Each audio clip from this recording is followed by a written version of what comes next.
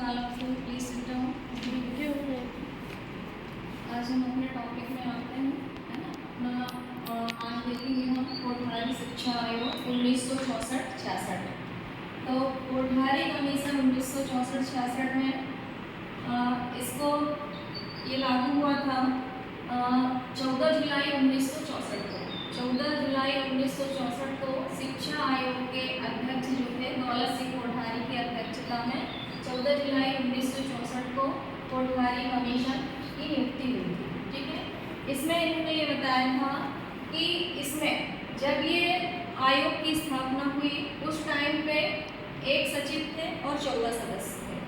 इसके बाद 14 जुलाई 1964 को ही जब ये डॉक्टर दौलत सिंह कोठारी को अध्यक्ष बनाया गया था, तो उस समय 14 जुलाई 1964 को राधा कृष्णन ने वहीं उसी सभा में एक अपील की थी, अपने भाषण में एक अपील की थी कि शिक्षा के जो भी स्तर हैं, चाहे प्राथमिक हो, माध्यमिक हो, विश्वविद्यालय स्तर हो, जो भी स्तर हो या तकनीकी स्तर हो, शिक्षा का सब में सुधार करना है, सब में गुणवत्ता लाना है और बारीकी से सूक्ष्म तरीके से जांच करना है ताकि शिक्षा में सुधार आ सके, गुणवत्ता आ सके।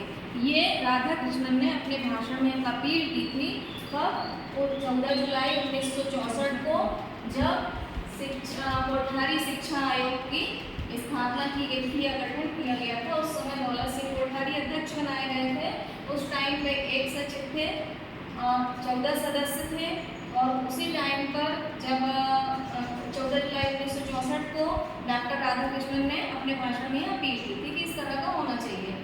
फिर क्या हुआ कि 2 अक्टूबर 1964 को योजना बनाई गई कि क्या करना है आगे। तो उस टाइम पर 12 कार्यदल और 7 कार्य समितियाँ का निर्माण किया गया, मतलब बनाई गई कि इन लोगों को सूक्ष्म जांच करना है, बहुत गहराई से जांच करना है कि शिक्षा में, चाहे वो प्राथमिक शिक्षा हो, माध्यमिक शिक्षा हो, विश्वविद्यालय शिक्षा हो, तकनीकी शिक्षा हो या किसी भी तरह की शिक्षा में क्या क्या कमियां हैं, क्या सुधार कर सकते हैं, क्या गुणवत्ता ला सकते हैं। वो फिर ये जो 12 कार्यदल और ये 7 कार्य समितियाँ बनाई गई, इन्होंने सबको जो काम बांटे गए, उन्होंने क्या किया, ये 9000 लोगों से संपर्क किया। वो 9000 लोग सारे शिक्षाविद थे, शिक्षक थे, प्रोफेसर थे, जो भी तकनीकी से संबंधित लोग थे, वो सारे 9000 लोगों से संपर्क किया गया कि क्या क्या कमियां हैं, क्यों शिक्षा में गुणवत्ता नहीं है, सुधार नहीं है, क्या कमियां हैं, क्या जरूरत है, पूरी जांच की गई। फिर योजना बनाई गई कि कैसे सुधार और गुणवत्ता लाई जा सकती है। इसके बाद यहाँ पर 29 जून 1966 को कोठारी शिक्षा आयोग ने सरकार के समक्ष अपनी रिपोर्ट प्रस्तुत की और अपनी रिपोर्ट प्रस्तुत की तो उसके बाद उन्होंने इस तरह के सुझाव दिए।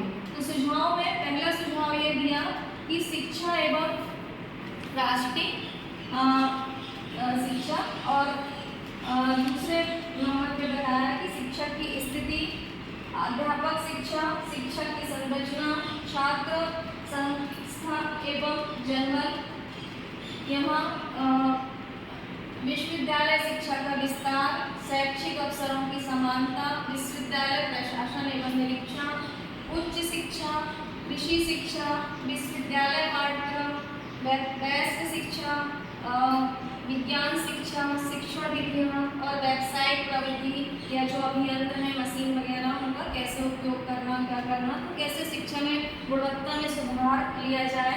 इस तरह से सारे सुझावों को व्यवस्थित करके उन्होंने आगे बताया। अब हम इनकी सारे सुझावों की एक एक करके विस्तार से चर्चा करेंगे कि उन्होंने क्या क्या सुझाव दिए और क्या क्या बताया।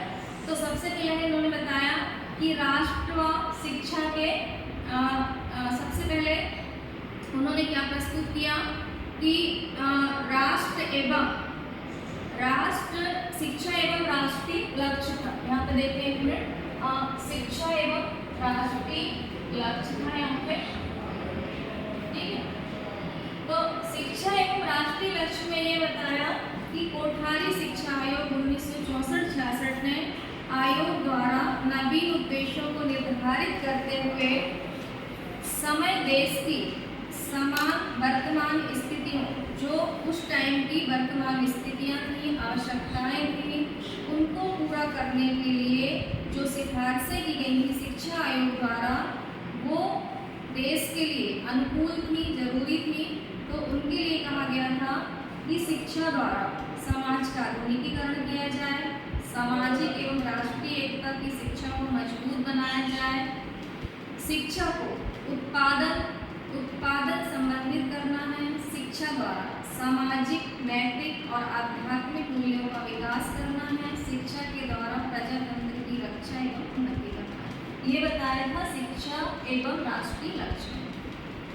दूसरे नंबर पर शैक्षिक अवसरों की समानता पे आयोग द्वारा विद्यालयों में उतने ही छात्रों को प्रवेश मिले जितने की जनबल में, जनता में मांग हो। उनके अनुसार ये था कि शिक्षा समस्याओं की क्षमता एवं जनबल की जो मांग है, वहाँ पर जनबल की मांग के अनुसार, समानता के अनुसार मतलब प्रवेश दिया जाए। छात्र संख्या व जनबल। तीसरे नंबर पर अध्यापक शिक्षा बताई है, या तो इसमें अध्यापक शिक्षा को प्रशिक्षण दिया जाए।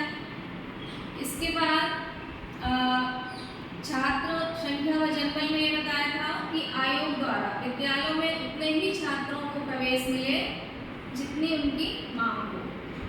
फिर शिक्षा की संरचना में देखें तो शिक्षा की संरचना में आयोग द्वारा शिक्षा प्रणाली, उसकी संरचना एवं स्तर के संबंध में सुझाव प्रस्तुत किए गए।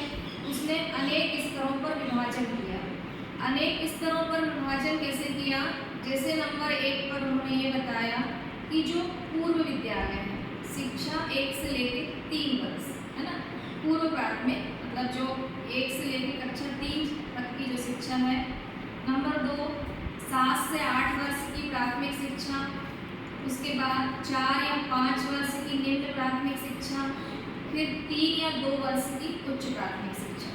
इस तरह 2 या 3 वर्ष की निम्न माध्यमिक शिक्षा व्यवहारिक शिक्षा के लिए, 1 से 3 वर्ष व्यवहारिक शिक्षा मतलब बच्चे खेल में पढ़ेंगे, और 2 वर्ष की उच्चतर माध्यमिक शिक्षा व्यवहारिक शिक्षा के लिए 1 से 3 वर्ष। उसके बाद कहा 3 वर्ष की उच्च शिक्षा। अब है अगला, अगले में अध्यापक या छात्र संस्था एवं जनबल, है ना। तो इसमें कहा कि आयोग द्वारा विद्यालयों में उतने ही छात्रों को प्रवेश मिले जितनी आवश्यकता है। नंबर 6 पर क्या है? विश्वविद्यालय शिक्षा का विस्तार। तो विश्वविद्यालय शिक्षा के विस्तार के लिए इन्होंने बताया कि एक मिनट